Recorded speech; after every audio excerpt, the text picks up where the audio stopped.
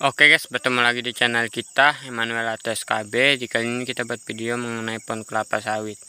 Nah, jadi kemarin itu kalau nggak salah itu 5 hari yang lalu ya, ada orang komen di video kita, "Bang, bagaimana cara yang benar dan gampang supaya buah sawit ini tanpa dipupuk itu bisa berbuah?" Oke, jadi ini adalah cara simpelnya, cara mudahnya, tidak memakai pupuk.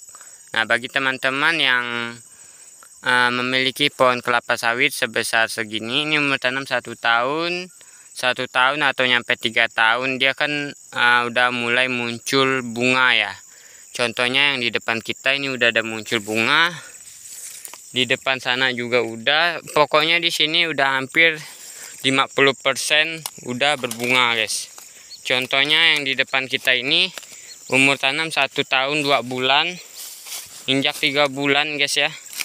Nah, ini kalau teman-teman lihat, dia ini udah mulai muncul bunga dompet istilahnya. Tapi memang bunganya ini masih bunga jantan, belum bunga betina, karena memang baru proses pembelajaran pembungaan ibaratnya.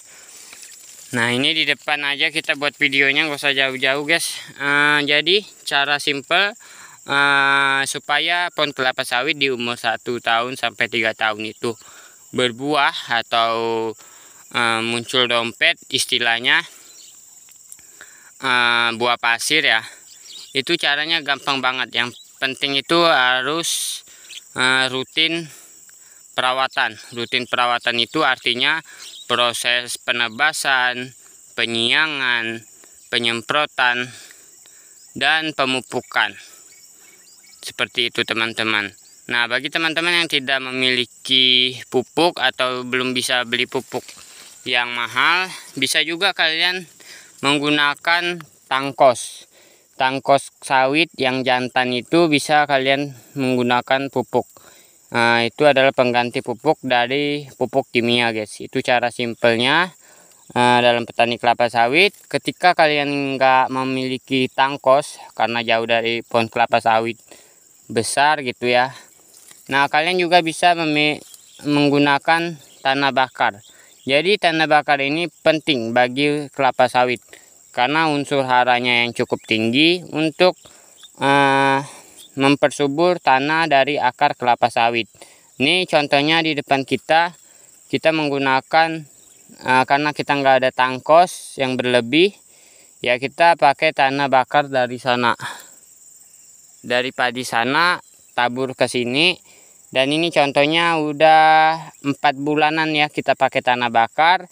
Videonya juga ada di channel kita di YouTube, udah kita buat dalam proses pemupukan pakai tanah bakar selama sebulan ya, seperti ini.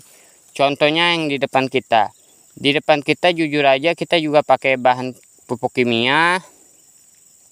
Udah 4 kali pemupukan selama 4 bulan. Itu cara simpelnya. Seperti itu teman-teman. Dalam pupuk tanam, pupuk ini tanah bakar juga bisa. Tangkos juga itu lebih baik sih sebenarnya. Contohnya yang di depan kita ini kita pakai pupuk tanah bakar. Dan lihat guys, penampakan setelah di pupuk tanah bakar. Ini tanah bakarnya masih baru, lihat. Dan lihat kelilingnya tuh, bunganya semua guys ya, tuh nyampe sana. Nah, ini contohnya guys. Tapi kemarin juga ada yang komen, "Bang, percuma kalau dipupuk tapi bibitnya itu jelek." Sebenarnya itu tergantung apa ya, tergantung tanah sih guys ya. Mau bibit kalian itu jelek, tangkos, atau cabut dari perusahaan, apa namanya istilahnya tuh, kentos lah ya. Nah, itu sebenarnya itu yang kentos-kentos gitu jangan salah menilai. Karena memang yang tangkos itu dari perusahaan besar pohon kelapa sawit itu malah bagus. Tapi memang dia tumbuhnya kan nggak bagus karena udah dicabut, udah itu ditanam akarnya kan pasti ada yang putus.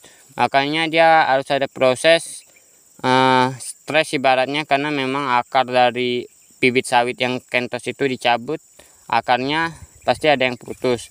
Dan itu lama kelamaan kan kalau daunnya nggak mati dia proses hidup dulu, atau kalian harus proses penyemaian. Itu bukan tergantung bibitnya ya guys ya, tergantung tanahnya lagi dan tergantung perawatnya. Oke guys, jadi begitu aja cara simple supaya buah kelapa sawit itu cepat berbuah atau cepat keluar dompet. Oke, sekian dari video kita tentang pembahasan pohon kelapa sawit. Jangan lupa di like, comment, subscribe supaya teman-teman tidak ketinggalan video saya berikutnya. Terima kasih.